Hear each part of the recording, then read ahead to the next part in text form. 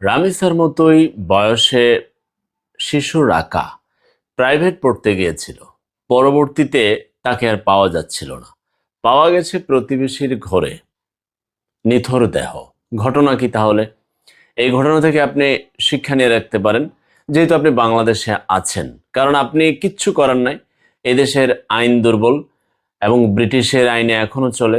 ওই দিন স্বরাষ্ট্রমন্ত্রী সংসদে নিজে উল্লেখ করেছেন যে রাজা রানীর গেম যেটা, ওই যে জোয়া মজা আছে না, এগুলো প্রতিরোধের যে আইন, এটা 1867 সালের।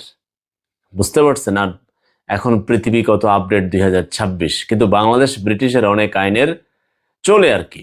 এই কারণেই আজকের পত্রিকাতেও রিপোর্ট আছে যে অ্যাটর্নি জেনারেলের কার্যালয়ে চুরি, প্রধানমন্ত্রীর লাল টেলিফোনের তার চুরি, এবং দেখবেন ওই চোররা আবার জামিন পেয়েও যাবে, কারণ ওইখানে অনেক খেলা।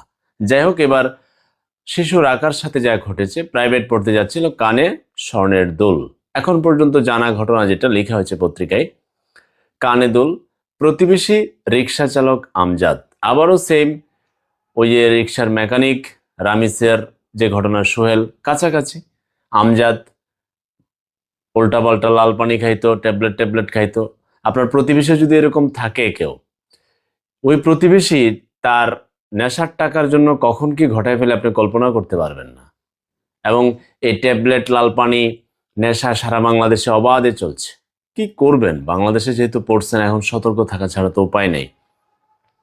এবার এখন রাখাকে তো খুঁজে পাওয়া যাচ্ছে না। এখন হঠাৎ করে প্রতিবেশীর নজরে পড়ল এই রিক্সা চালক আমজাদ এবং তার যে বউ বন্যা।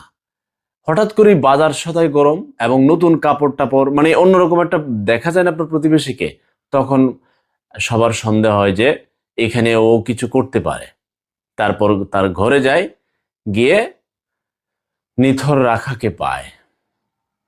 কি অবস্থা পায় বর্ণনা না দিলাম।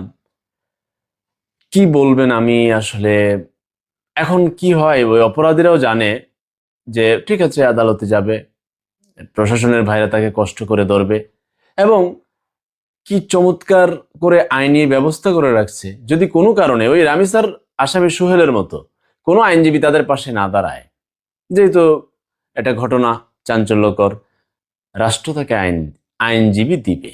এটা সংবিধান, এটা আইনের বিধান, এটা ওই ব্রিটিশের কলোনির আইন করা আছে। কি করবেন আপনি? আদালতে যাবে, রায় হবে, আবার হাইকোর্টে যাবে, ডেথ রেফারেন্সের শুনানিতে পড়ে থাকবে 6-7 বছর। এইভাবে নারী ও শিশু ট্রাইব্যুনালে লক্ষ লক্ষ মামলা ঝুলে আছে। এবং এই রাখা, এই রামিসা, এই মাগুরা রাসিয়া, আজকের পত্রিকাটা যদি আপনার হাতে, আপনি যদি একটু মনোযোগ দিয়ে পড়েন পত্রিকা, আমি আমার পড়ার অভ্যাস 2004 সাল থেকে নিয়মিত, সারা পত্রিকায় খুঁজে দেখবেন, যে কোনো পত্রিকা 4টা-5টা ঘটনা প্রতিদিন কিছুটা আলোচনায় আসে, কিছুটা আসে না। এখন সোশ্যাল মিডিয়ার কল্যাণে আপনারা শুনতে পান আলোচনাগুলো। মেইন স্ট্রিম মিডিয়াতে কত খবর দিবে, প্রত্যেক দিন বাংলাদেশের আনাচে কানাচে ঘটছে। অপরাধের লেভেল কল্পনাই করতে পারবেন না, কয়টার আলোচনা করবেন। শুধুই একমাত্র কারণ আইনের দুর্বলতা। একদম এক কারণেই বাংলাদেশের অপরাধ বেড়েই চলেছে, এবং অপরাধীদের পাশে আইনজীবীরা দাঁড়ায়। জঘন্যতম অপরাধ হলো তাকে জামিন করায়, টাকা পয়সার খেলা চলে, বিচারিক ব্যবস্থার দুর্বলতা, আইনি দুর্বলতা, যার কারণে কখনো রামিসা, কখনো রাখা, কখনো মাগুরা রাসিয়া ঘটেই চলেছে। এখন আপনার কাজ হচ্ছে, আপনি সচেতন থাকবেন, প্রতিবেশীর চারপাশ দেখবেন, আপনার ছেলে মেয়েকে নিয়ে আপনি সচেতন থাকা ছাড়া আর কোনো অপশন আমার চোখে